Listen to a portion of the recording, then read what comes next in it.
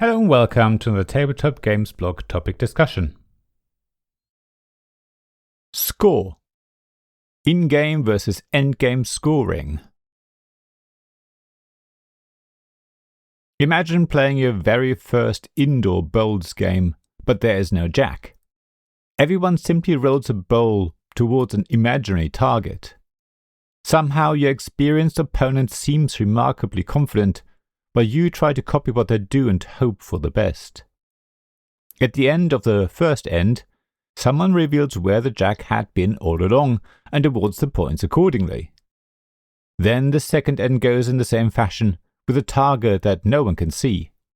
Every end, you know how well you've done, but you never have any hope of getting better.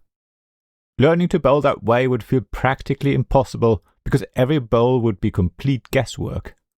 Surprisingly, some board games seem to want us to learn them in very much the same way.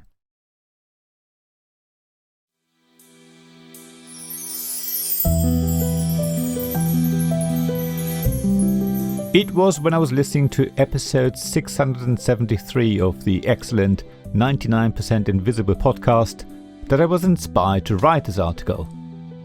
The episode is a chat with philosopher Thi Nguyen and his book The Score: How to Stop Playing Somebody Else's Game. It explores how games use scores to tell us what matters. The more I thought about it, the more I realized that scoring in board games also teaches us how to play. More specifically, the timing of scoring determines how quickly we learn what the game values. If we can see our score go up as we play, we receive constant feedback about our decisions. When scoring is completely left until the end, we will spend much of the game trying to work out whether we are even heading in the right direction.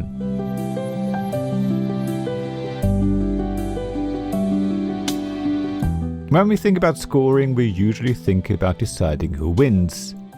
Add up points, compare totals, and declare the winner. Yet, scoring has a much more important purpose. It tells us what is worth doing. One of the central ideas of Thi Nguyen's book is that games create temporary values. Outside a board game, collecting colored cubes or winning tricks has little intrinsic value. However, when we play a board game together, the same actions suddenly become meaningful because the game rewards them. Every time we score points, we immediately understand that what we just did is something we should care about. Scoring points is the language that board game designers use to tell us what matters. Some board game genres make that language really clear to players. Trick-taking games, for example, provide direct feedback every time you play a card. Win a trick and you immediately know your choice of card and your reading of the other player's hands was correct. Lose a trick and you immediately begin thinking about what you could have done differently. Every trick teaches you a little more about the game. Race games, where everyone tries to be the first to a certain goal, be it the first to score so many points or the first to reach the end of a track, do the same. Whether you're looking at your fame points heading towards the goal of 30 in Ahoy, or you're a racing cyclist in Flamme Rouge towards the finish line, each track is a visible measure of how well you are doing. Every turn either takes you closer to victory or allows someone else to overtake you. You never need to wonder whether your decisions are making progress because the board tells you immediately.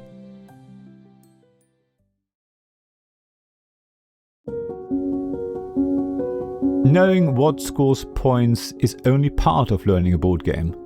You also need to understand why those points were awarded. The sooner a game tells you whether a decision was beneficial, the easier it is to connect cause and effect. Most of us learn through trial and error. We try something, see what happens, and adjust our next attempt accordingly. Immediate scoring creates that same process within the board game. The more points we score, the more successful an action was, and every success helps us understand the game a little better. It gives us the confidence to refine our approach and try again. Azul demonstrates this beautifully. Every tile you add to your wall scores immediately, making it obvious why some placements are more valuable than others. The game rewards connected rows and columns so you quickly learn to think ahead instead of just collecting whatever tiles happen to be available. Duck and Cover offers visual feedback for success. As you combine duck cards into large stacks and reduce the number of stacks in front of you, you can immediately see your progress. One glance around the table is enough to compare your position with everyone else's. The same principle appears in King of New York. Victory points, health and energy all provide immediate feedback about the risks players are taking, while control constantly shifts as the game develops. You are able to adapt your approach long before the game ends. Instead of waiting until the final score to discover that a strategy failed, immediate feedback gives you the opportunity to learn, improve, and perhaps even turn the game around before it's too late.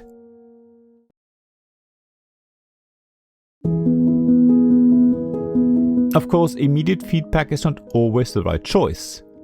Sometimes a board game designer wants you to make decisions without knowing whether they are leading towards victory. Delaying scoring creates uncertainty, pushes players towards using their intuition, and rewards experience. Instead of telling you exactly how well you're doing throughout the game, you have to trust your judgment and discover what matters over several plays of a game. Uncertainty often makes the first play feel confusing, even though it also creates wonderfully satisfying moments when everything finally clicks into place and you understand what the game wants you to do. Borealis Arctic Expeditions is a really good and recent example of this. Every time you play an animal card, you know you're ultimately adding to your score, but it's not clear how many points you will ultimately gain. You know you're making progress, but it's difficult to judge whether your strategy is better than everyone else's. The White Castle creates a similar experience. Every action feels important, but during your first game, it can be difficult to see which opportunities are more important than others. You only fully appreciate how the different scoring opportunities fit together right at the end, when the final points are counted up. A different kind of uncertainty appears in Medici. The challenge is not knowing how many points something is worth, but how much you should be willing to pay for it. During a first game, every bit feels like an educated guess, because you have little understanding of the value of different goods. None of these games actually completely hides information. Instead, they make you discover their value systems through repeated play. There's no immediate aha moment. Learning these types of games takes time and patience.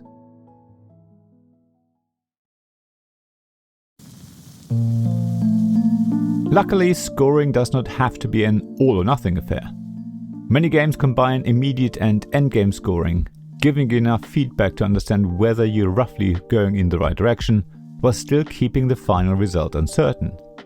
You learn as you play, yet there's always the possibility that a carefully planned strategy or hidden scoring opportunity will change the outcome. That balance offers the best of both worlds by making games accessible without removing the excitement of the final reveal. It also means there's room for strategies that reward experienced players. Wingspan is a good example. Every bird you add to your wildlife sanctuary helps you build a better engine and often rewards you immediately, making it easy to recognize which combinations of cards are more useful. At the same time, bonus cards and round-end objectives mean you can never be completely certain who's ahead. Seven Wonders Duel takes a different approach. It presents several visible paths to victory: military, science, and victory points. They provide direct feedback, yet each one on its own can lead to a dramatic finish.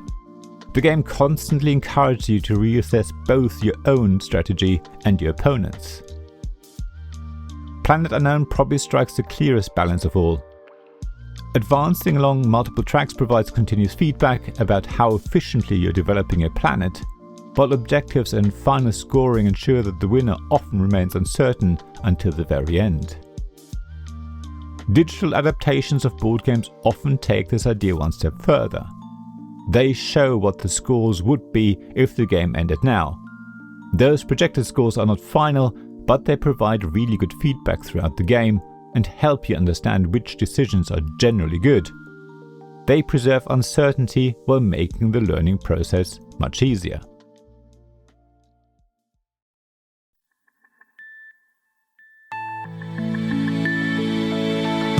Listening to that episode of the 99% Invisible podcast made me realize that scoring is about a lot more than deciding who wins.